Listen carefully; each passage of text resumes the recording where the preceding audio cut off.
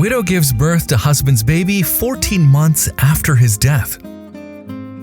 Sarah pushed, and through the tears and her pain, she heard the most miraculous sound in the world. She could hear her son's first cries. It was an overwhelming moment, and she was overcome with emotion. As they gave her son to hold for the first time, she looked around the room and wished her husband was sitting next to her. How would anyone believe 14 months after his death, she had given birth to his biological child?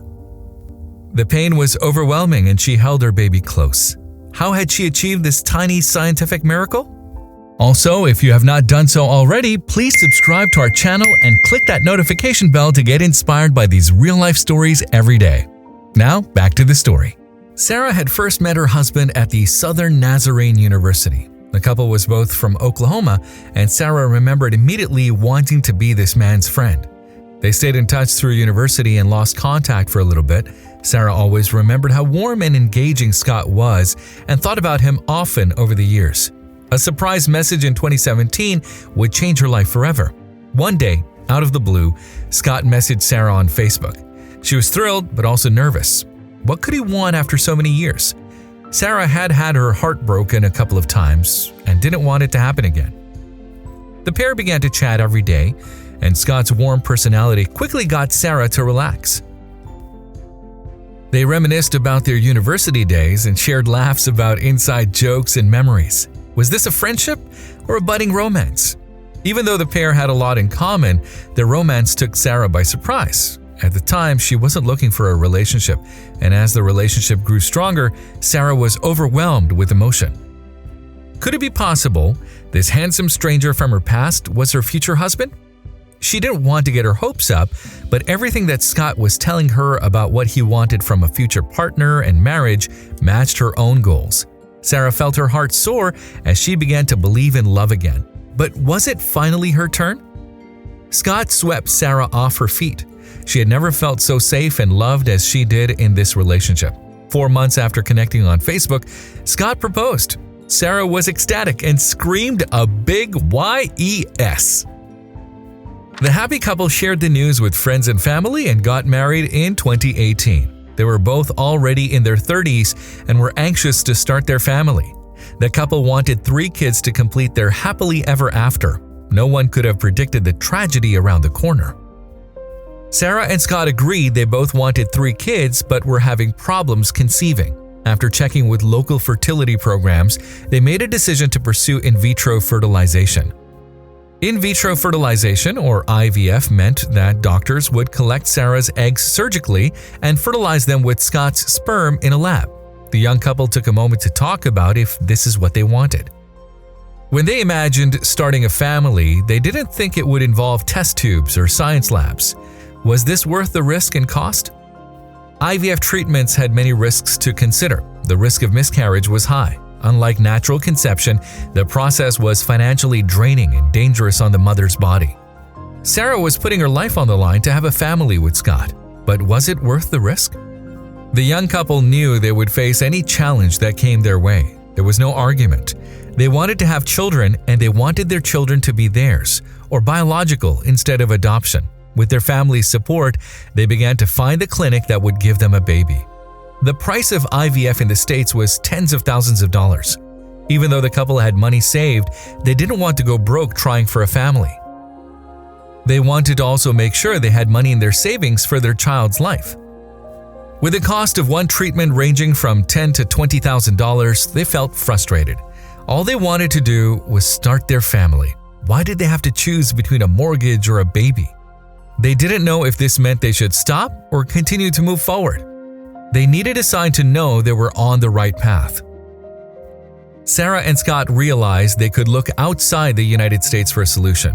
The couple began researching international IVF procedures and was shocked at what they found. On the tiny island of Barbados was a fertility clinic that could make their dreams come true for half the price. Instead of $10,000, the procedure would cost under $5,000. This clinic had an excellent success rate, but it was too good to be true. The couple held hands and prayed for an answer. Sarah and Scott became set on Barbados Fertility Center. The staff was amazing and knowledgeable, and they believed they were in good hands. In December 2019, the couple did their first treatment at the center. They found out a couple of weeks later that it was successful. The news came around Christmas, and they couldn't believe their luck. Not only was it successful, but the doctors could already tell the gender of the baby. Did gender matter to these new parents? The doctors confirmed their embryo would be a baby boy. The procedure had gone smooth, and when the couple was ready, Sarah could attempt to get pregnant. The couple rejoiced and celebrated over Christmas with their family and friends. While they cuddled together thinking about their future, they also talked about baby names. It was a magical moment as they felt their future was so close. Scott hugged his wife close to his body, and the couple felt more in love than ever before. What would the new year bring to them and their family? As 2020 began, it was clear there were going to be restrictions on the horizon for travel. Sarah and Scott didn't want to waste any more time and decided Sarah should go to Barbados while she still could for a second treatment. Their first embryo had been successful, but the couple wanted 3 kids. They had to do more procedures quickly while Sarah still had many eggs to fertilize. Due to Scott's teaching schedule, he couldn't take time off, and Sarah's mother offered to go with her. Little did they know, this trip would change their marriage forever. Sarah and her mother landed in Barbados in February 2020. Tensions were already high about travel, and Sarah stayed positive and focused on her procedure. They were only there for a couple of days before flying home. As Sarah and her mother boarded her flight, she got a message from Scott telling her he loved her and he would see her soon. She turned off her cell phone, but couldn't get rid of an anxious feeling in her stomach. She held her mother's hand, but as the plane took off, Sarah's life was already permanently changed. When Sarah and her mother landed, she turned her cell phone back on to call Scott. Instead, her phone got flooded with messages. Something was wrong. Sarah's heart sank. What had happened to her husband? She began to read the messages and realized Scott had a heart attack while teaching. Sarah tried not to panic, but her worst fear was coming true. Through Scott's colleagues, she found out which hospital Scott was at and immediately drove there. Would she get there too late? Or was the lover of her life fine after a slight scare? As Sarah drove to the hospital, she couldn't understand what had happened. Scott was so healthy and in great shape. Surely it couldn't be as bad as everyone made it sound. She would feel better once she held his hands. When she got to the hospital, the doctor delivered crushing news. Scott was already brain dead. The heart attack had unfortunately taken his life. Sarah collapsed in her husband's hospital room. How could she handle their future alone? As Sarah's world came crashing down around her, she had to make an important decision. Scott was a healthy man with the bad luck to suffer from a heart attack, but he could still help many people. The doctor knew this was a difficult time for Sarah, but she had to make a decision. Would Scott become an organ donor? He could help so many more people with this senseless death. Sarah knew Scott would like that and signed the forms to make him an organ donor. Sarah's heart was shattered. Who would rescue her from this nightmare? After only 18 months together, Scott was gone. Sarah signed the forms. Scott's liver and kidneys saved 3 other people's lives. On February 21st, Scott was pronounced officially dead, and instead of planning their future, Sarah began to plan her husband's funeral. She felt completely numb and alone in the world. In all the couple's conversations, when they talked about their future, they were always together. There wasn't a backup plan for early death. Had Sarah lost her husband and future family all in one painful moment? What could her future look like now? A week after the funeral, Sarah got a phone call from Barbados. She had completely forgotten about their IVF treatments and was overcome with grief. On the line was the news Sarah needed to snap out of it. The doctor told her Sarah's last treatment had also resulted in a healthy embryo. That meant that Scott was still alive in her children. Sarah sat up and instantly knew what she had to do, what her husband would want her to do.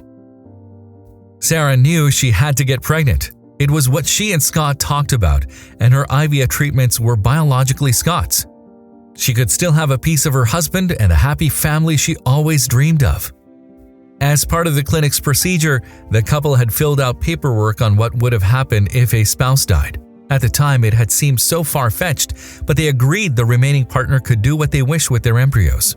Sarah knew she had to get back to Barbados and make Scott's dreams come true.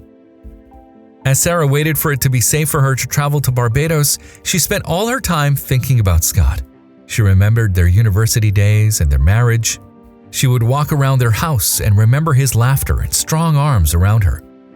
In every corner, Sarah was reminded of Scott and how much he wanted to become a father. With every day, she became more confident. She could do this. It would be difficult, but she knew both their families would support her and the children. Finally, it was time, and Sarah took one more flight to Barbados. When Sarah landed in paradise this time, her heart was heavy. She had spent months thinking about this moment, but it still felt surreal that Scott wasn't there holding her hand. She walked along the beach and remembered how giddy they were from their first trip.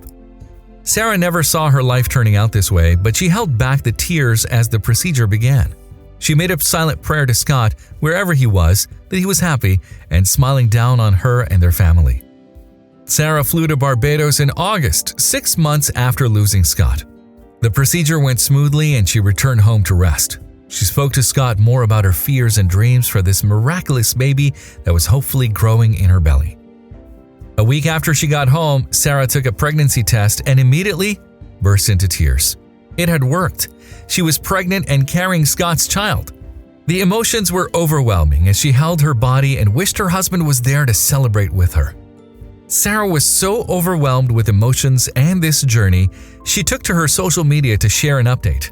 In big capital letters, she got to write 2 words she never thought possible: "I'm pregnant." She shared on Instagram, "I can't believe it. Scott and I fought so hard for this day, and it's very bittersweet to be typing, speaking, believing these words without him by my side, but they are true and they are so incredibly special to me." How would Sarah's community react to her decision? Sarah knew with IVF treatments there was a higher risk of miscarriage. She kept a brave face, but she was an anxious wreck. Her social media became a support system for her as she connected with other women going through IVF pregnancies. One morning, Sarah woke up and was spotting. She shared the news with the Instagram community and immediately didn't feel alone. After routine tests, her doctors confirmed the baby was fine, and she even got to hear the heartbeat at the ultrasound. It was an incredible feeling, and she wished Scott was there to hold her hand. Every woman is emotional during their first pregnancy, but Sarah felt like a roller coaster of emotions. She couldn't wait to meet her son and hold a piece of Scott. Every day, her body grew, and she wondered what her life as a single mom would be like. Finally, the day arrived, and Sarah had to be strong. She was about to bring her son into this world, and he would need her more than anyone else. She didn't know if she was ready to be a single parent, but her heart was already overflowing with love. On May 3rd, Hayes Philip Scott Schellenberger was born, and Sarah was overjoyed. He was born at 11:27 a.m. and weighed 8 pounds 5 ounces. He was the perfect package and Sarah's miracle. Sarah shared her beautiful son with her social media family in an eloquent and heartfelt post. Dreamed about for decades, prayed for by many, conceived in patience and tribulation and hope, delivered into his mama's arms that are empty yet full, loved beyond description. This miracle baby was about to fight for his life, and there was nothing Sarah could do but watch. Sarah and Hayes were back in the hospital a week after his birth to deal with some scary issues. As a newborn, it's normal to have the condition of jaundice. For some babies, this can go untreated and disappear after 2 weeks. Unfortunately for miracle baby Hayes, his bilirubin levels were rising to dangerous measures. He needed to go back to the hospital or risk a possible stroke or brain damage. All Sarah could do was stand there and pray that her miracle baby would be strong enough to fight through this. After just over a year of losing Scott, Sarah knew she couldn't survive grieving her son. She began to pray and called to Scott to please protect his son and make him strong while he fought off this infection. Would Sarah's prayers be answered, or was this the moment of joy for a brief second? What would happen to this young mom that had risked everything to have her husband's child 14 months after his death? How would she survive without either of them? Sarah's prayers were answered, and Hayes grew into a healthy baby boy. They got to go home, and she began treasuring every single second of his first month. Hayes had been born 2 weeks early, but to Sarah, it just felt like an extra gift of time. As Hayes grew stronger, Sarah wanted to do a tribute to the IVF treatments that allowed her to have her son. Without these treatments, she wouldn't be holding Scott's son, and every day she was more grateful. She approached a local photographer, but would her social media community appreciate the post or find it insulting? With IVF treatments, the woman carrying the baby must take several needles daily. These needles are mainly hormonal injections that help the body prepare for pregnancy. Before the embryo is placed in the woman, the daily needles give the body a stronger chance to carry the pregnancy to full term. Sarah worked with local photographers to capture just how many needles she took during her journey to conception. Each needle prick brought her closer to holding baby Hayes in her arm. Some women going through IVF are embarrassed over this daily procedure, and Sarah was trying to support all the women in her community with this uplifting post. With the positive support from Sarah's IVF tribute, she worked with the same photographer to do a powerful homage to her marriage with Scott. The picture was posted a year and a half after Scott's death. It also marked a date where Scott had been gone longer than the couple had been married. In their whirlwind romance, they were only together for 18 months. They made a plan for the future and their family, but unfortunately there was a different fate in store. Not a day goes by that Sarah doesn't remember her amazing husband and thinks about what a great father he would be to baby Hayes. As Sarah and Hayes settle into a daily routine, she thinks of Scott daily. She wishes he could be here to meet his son and knows he would have been an amazing father. Sarah still can't believe the journey she went on to finally hold her miracle baby. Hayes is truly a light in her days and the best way she can honor Scott's memory. She's still unsure about becoming pregnant a second time, but for now soaks in the daily bliss of being a first-time mom. If you liked the video, please give it a thumbs up and consider sharing it with someone who may find it interesting. Thanks for watching, and I'll talk to you in the next one.